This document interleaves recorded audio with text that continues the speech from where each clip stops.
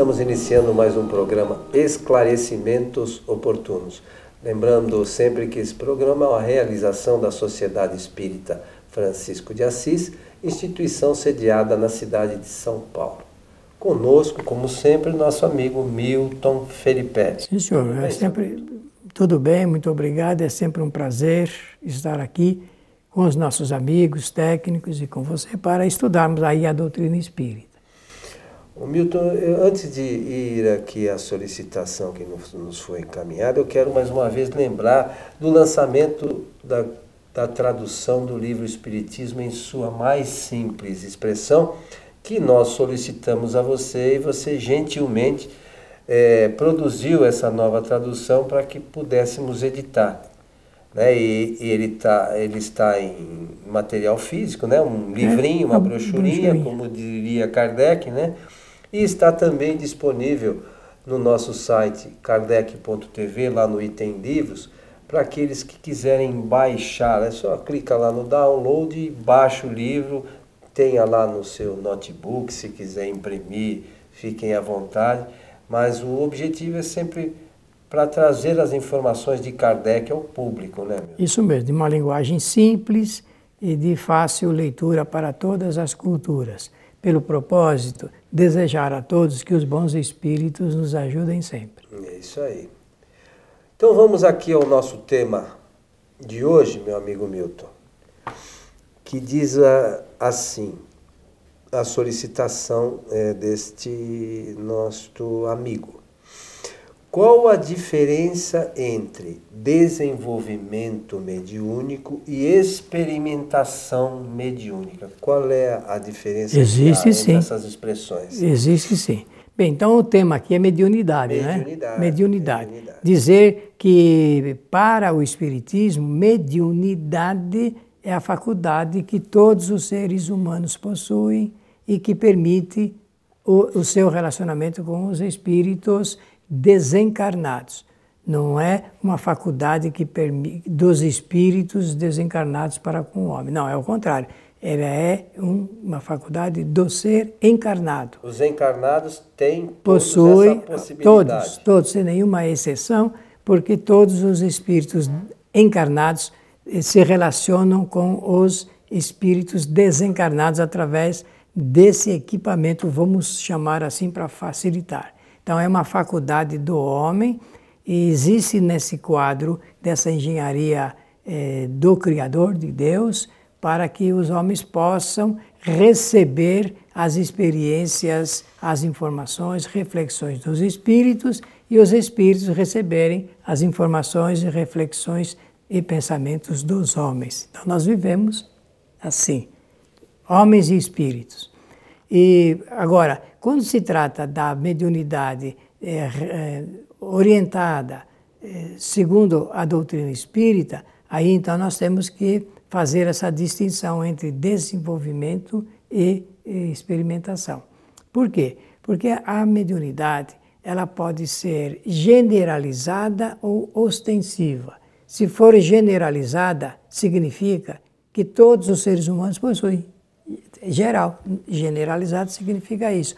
Agora, ostensiva é que alguns seres humanos possuem essa faculdade de intermediação com os espíritos. Além de receber a influência, o indivíduo pode ser intermediário do pensamento dos espíritos para os outros homens. Por isso que se chama ostensiva. Na ostensividade da prática, o indivíduo pode ser intermediário dos espíritos. E desenvolvimento significa que vai se dar uma sequência na prática desse trabalho, porque não há possibilidade de desenvolver algo que não existe. Se vai desenvolver, é porque já existe em potencial. Então, o Espiritismo ele tem uma orientação, e essa orientação vem de Kardec, de que a parte, para você saber se uma pessoa possui a faculdade ostensiva ou a generalizada, você precisa fazer experiências. Só através da experimentação é que você pode fazer destaque se a pessoa tem tendência para a mediunidade da psicografia, ou se o tipo ele é psicofônico, o médium ele pode emprestar a sua fala, através da sua fala os espíritos falam, transmitem as suas comunicações, tudo gerado pela ligação do pensamento. Eu falei da psicografia, falei da psicofonia, da vidência, há médiuns que vê clara e distintamente os espíritos. Ou então da audição, ou audiência, como se o Kardec chamava, de ouvir-se a voz ou pretensa voz dos espíritos. Porque essa coisa da voz também não é bem voz. Não. Os espíritos, eles não têm aparelhos, não têm órgãos. Não tem equipamento nenhum para poder manifestar. Não tem órgão, mas o espírito cria, né, fluidicamente, como se fosse uma garganta que leva essa voz, né? Veja bem, se for assim, e você está certo, então aí esse fenômeno é chamado de fenômeno de efeito físico. Agora, quando o médium tem a sensação de ouvir nitidamente a voz de um espírito, então significa que o espírito ele projeta de tal forma, demarca isso com tanta nitidez que a pessoa realmente pensa que está ouvindo. E quando ela não está ouvindo, tudo está entrando, digamos, pelos ramos do pensamento. Então, o desenvolvimento mediúnico é para dar sequência a uma prática, uma destreza para que o médium ele adquira a prática da psicofonia, a prática da psicografia, a prática da vidência. Em alguns grupos se faz experiência só com vidência, em outros só com psicofonia, psicografia e outros com psicofonia. No tempo de Kardec, a prática maior era da psicografia. Eles chegaram à conclusão, naquela época, de que era mais prático escrever do que falar. Eu penso que nesse ponto também havia psicofonia. É também pela falta de registro, porque precisaria de pessoas para ficarem ouvindo. Amália Domingues de Soler, grande escritora espanhola, ela tinha essa prática muito grande e alguns recursos, né, do grupo que ela participava, de uma pessoa que só escrevia o que o espírito falava. Eu também tenho essa prática, devido a trabalhos feitos antigamente, então eu adquiri uma prática de ouvir e escrever o que... Como se fosse um ditado. Como se fosse um ditado.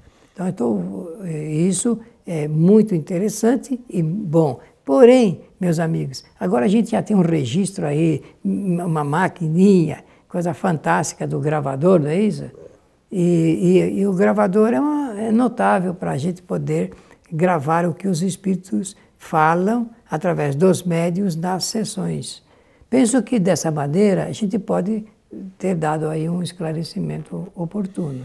O que você falou é engraçado. Eu conheço um médium, inclusive, que ele faz livros, edita livros, mas ele grava, ele não escreve. Sim. Ele grava, vai gravando as comunicações direto e depois alguém pega o que ele gravou vai editar. Vai editando, transcreve e tal, e vai, enfim, faz todo o trabalho de edição posteriormente, mas é tudo como você falou, com essa maquininha nova. E hoje você pode até utilizar isso nas próprias reuniões mediúnicas, né? Claro. Olha, eu sou do tempo da máquina de escrever. Não sei se você se lembra da máquina de escrever. Não, eu sou mais recente. Mais recente, tá bem. Então, a máquina nós tivemos médiuns no passado, médiuns que eles escreviam recebendo inspiração do espírito manifestante diretamente na máquina de escrever. Hoje tem médiuns que digitam no computador diretamente o pensamento dos espíritos. E vamos falar de uma coisa um pouquinho diferente dessas coisas normais aí. Hoje, eu não ouço tanto. No passado existiam mais casos, mas existiam grupos que se dedicavam, por exemplo, à materialização. Sim. É uma outra modalidade. É de efeitos físicos, porque foi bom você tocar no assunto, porque tanto o médium da psicofonia, da vidência, da audição e também da psicografia, esses tipos mediúnicos, não são mediunidades, tipos mediúnicos, pertencem à área de efeito intelectual ou efeito inteligente, porque passa pelo intelecto do médium. Agora, materialização, que é a tangibilidade e visibilidade, um recurso que os espíritos usam. É diferente da vidência, né? Isso, é efeito físico. Um é efeito inteligente e outro é efeito físico, utilizando-se de fluidos apropriados, que eles combinam fluidos das pessoas e dos médiuns com os fluidos deles próprios, os espíritos, e eles produzem então o fenômeno da materialização. Isso passou, Kardec toca nesse assunto, existe no livro dos médiuns dados referentes a isso, mas nós temos hoje alguns grupos que se dedicam a essas experiências de ordem científica. Não são muitos, eu pelo menos não conheço muitos, talvez você conheça mais, mas no passado eu conheço alguns médiuns que participaram deste tipo de atividade nas casas espíritas e que hoje não fazem mais, porque já estão com uma certa idade. Um deles me falou que isso existe um desgaste físico, muitas vezes, do médium muito grande com esse desprendimento de ectoplasma. Mas essa palavra ectoplasma que é meio que não é espírito. Não é correta. Não, ela não diria isso. Ela não é um termo espírita. Foi criado esse termo por um cientista francês chamado Charles Richer. Agora, Kardec fala do fenômeno de visibilidade e tangibilidade, que é onde se usa os recursos de fluidos, né? Transformação dos fluidos. Fluidos vitalizados, digamos assim. Seria a palavra, o termo espírita. Correto. Termo espírita. Agora, devo dizer a você o seguinte, eu participei na minha mocidade de diversas reuniões. Faz muito tempo. E conheci bons médiuns de materialização. Em São Paulo havia um médium muito destacado. No tempo da mocidade, toda a nossa mocidade, o grupo de jovens, fazia pesquisas com esse médium. E então eu tive a oportunidade de ver mesmo a materialização, como ela começa, como se desenvolve, o espírito depois de estar pronto, digamos, a materialização e tudo mais. Se você perguntar, isso é importante? Claro que sim. Agora, eu não creio que é por falta de interesse mesmo. Os espíritas deixaram, principalmente os brasileiros, deixaram de lado as experiências mediúnicas, as pesquisas mediúnicas. É uma área muito rica. Mas eu acho isso tão interessante e já procurei, inclusive, alguns grupos que eu gostaria de ver como é que isso funciona. Então, mas é preciso dar sequência. Quando a gente pretende, precisa formar pessoas. Na reunião de experimentação, se destacam pessoas qualificadas para participarem de reuniões de materialização. É ali que a gente conhece quem é quem, digamos, no campo mediúnico, na reunião de experimentação. Mas eu percebo, Milton, que as casas espíritas hoje não têm muito interesse nessa área da experimentação, né, da busca pelo contato, vamos chamar assim, com os espíritos. Nós fazemos na nossa casa lá os trabalhos com evocação, por exemplo, e a gente percebe que casas espíritas hoje, não sei, cada um tem lá, a gente entende e tal, mas as pessoas se preocupam quase que única e exclusivamente com palestra. E toda essa área de experimentação, de desenvolvimento mediúnico, fica assim meio relegada a um segundo plano, quando muitas casas espíritas têm lá o trabalho de passe, né? Fora disso, não existe nem mesmo, em alguns casos, a desobsessão, né, chamada desobsessão, atendimento de espírito, que isso é algo também muito importante. Muito. Uma vez que nós estamos rodeados dos espíritos, as reuniões espíritas, mesmo as palestras físicas, vamos chamar assim, a quantidade de espíritos que ali estão para receber as informações, os esclarecimentos, é muito grande. E muitos desses espíritos precisam muitas vezes de orientação, não sabem que desencarnaram, e as casas espíritas prestariam um serviço bastante muito significativo, grande, é verdade, se tivessem essas atividades, né, colocassem, porque essa é a base da doutrina, né? É o estudo realmente, a pesquisa, não é? Você tem razão. Olha, Allan Kardec, logo no início do Livro dos Médiuns, ele vai escrever uma coisa muito importante para nós, os espíritos. Ele diz assim: só existe uma maneira de saber se uma pessoa é ou não é médium. Fazendo experiências, fazendo experimentação. Por quê? Porque a teoria deve preceder a prática. O indivíduo, depois do conhecimento, pode ser levado para esse assunto ligado com as experimentações. E é nas experimentações que a gente tem a oportunidade de fazer a distinção entre efeito inteligente e efeito físico.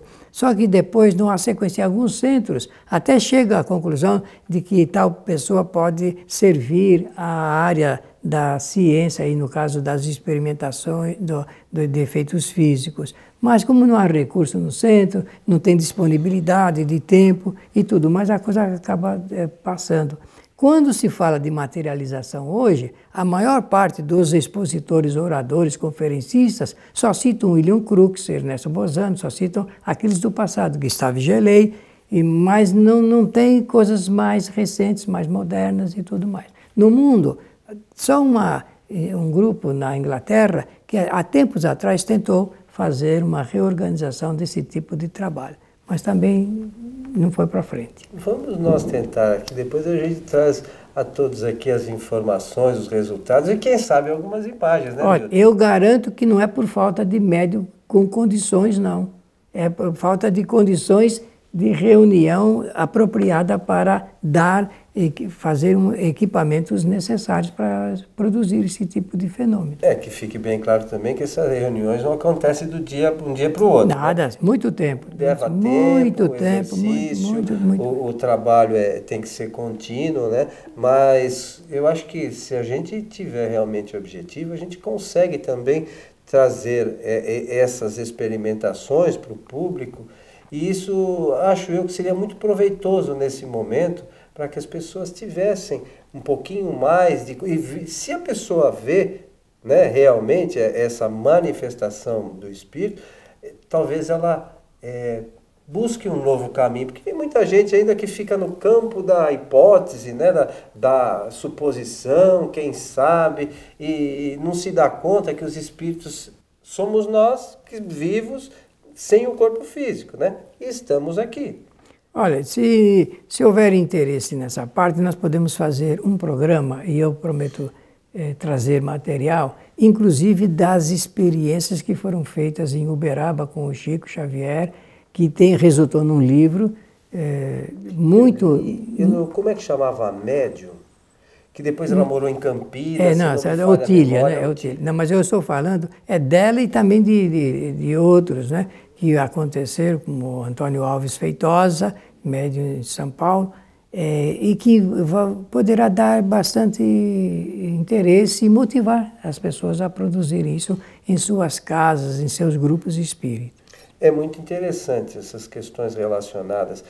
Nós temos tido experiências bastante interessantes, sobretudo, né, nesses casos de evocação de espíritos, porque muitas coisas relacionadas mesmo à doutrina, nós podemos perguntar para os espíritos e eles respondem. E até ajudar os espíritos também, não é? E além de ajudar, a gente pode ampliar os nossos conhecimentos. Claro que temos que ter uma base doutrinária, de conhecimento doutrinário satisfatória, para que a gente possa colocar algumas questões e saber o grau de conhecimento também do espírito. Porque os espíritos, muitas vezes, como são homens como nós, eles não sabem mesmo sendo espírito, eles não têm conhecimento no mundo espiritual. É verdade. Né? Com a clareza que muitas vezes alguns encarnados têm.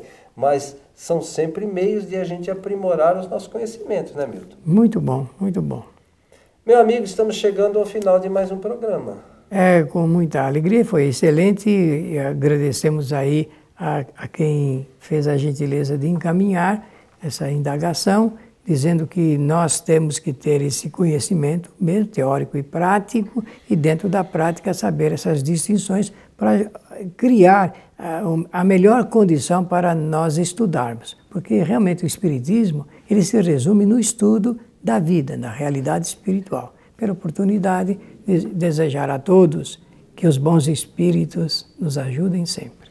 E a você que esteve conosco, nosso abraço. Esperamos encontrá-los em nosso próximo programa. Até lá!